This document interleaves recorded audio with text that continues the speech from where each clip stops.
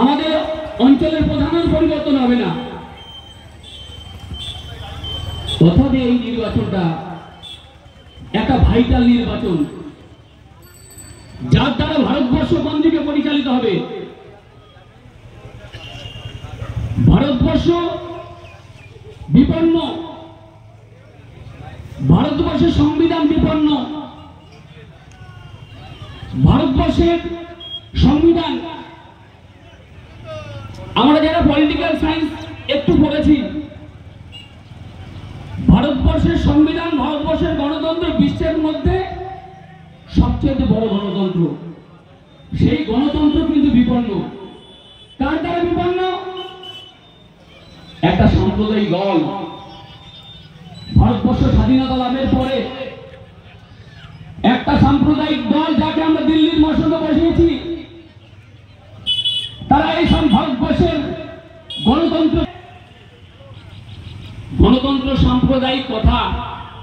গণতন্ত্র কথার অর্থে সকলের সমান অধিকার।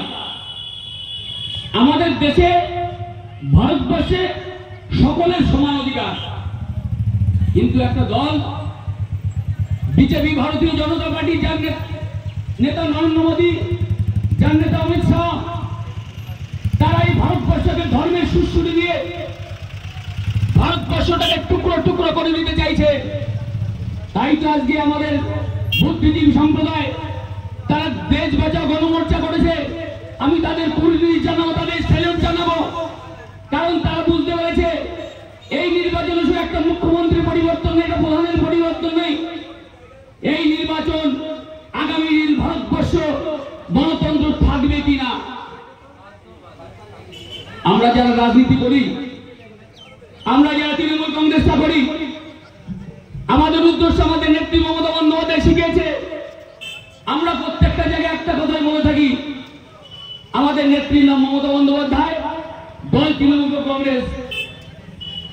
উন্নয়নের প্রতীক, শান্তির প্রতীক।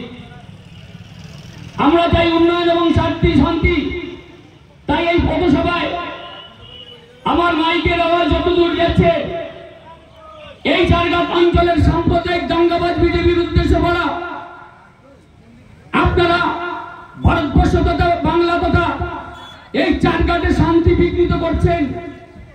তাই মাননীয় মায়েদের কাছে অনুরোধ, আগামী দিন আমাদের দেশের উন্নয়ন, আমাদের দেশের গণতন্ত্র, আমাদের দেশের শান্তি রক্ষা করবার জন্য আগামী 20 তারিখ আমাদের যিনি প্রার্থী, তার সমর্থনে কিন্তু আমরা ভোট ভিক্ষা চাইছি।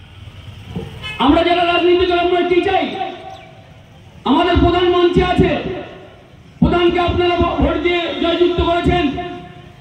প্রধানের উদ্দেশ্য রাস্তাঘাট, ড্রেন, জলের ব্যবস্থা, স্কুলের উন্নয়ন,